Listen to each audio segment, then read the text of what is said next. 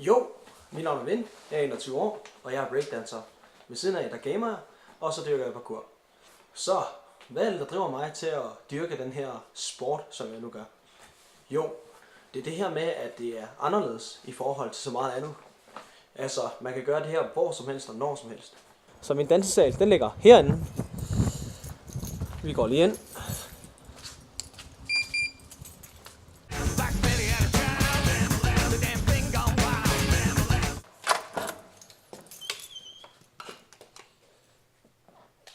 Oh yeah. Så er det her med, at breakdance, parkour eller spring, det er anderledes for så mange andre ting, fordi at du kan flyve i luften, og det giver en helt anden form for adrenalin rush.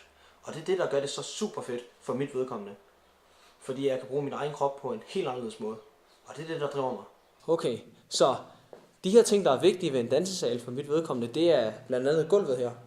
Det er meget vigtigt at mærke overfladen på gulvet, fordi at man skal lære at kunne spænde på alle mulige forskellige gulv. Så en anden ting, der er vigtig, det er selvfølgelig musik. Uden musik, ingen dans.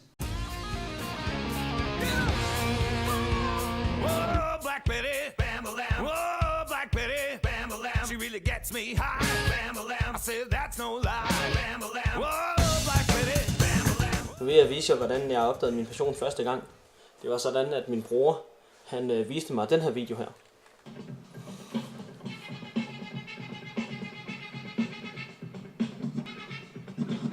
Yes, okay, you get it.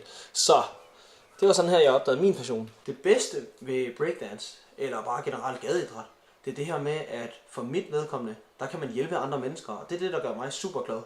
Så det her med, at jeg arbejder for det, der hedder Game. Game, det er det sted, der uddanner folk til at blive playmakers.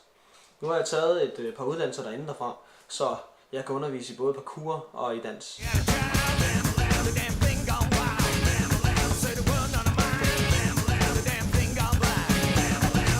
Jeg har gjort rigtig mange ting for det her samfund alligevel, når det kommer til det.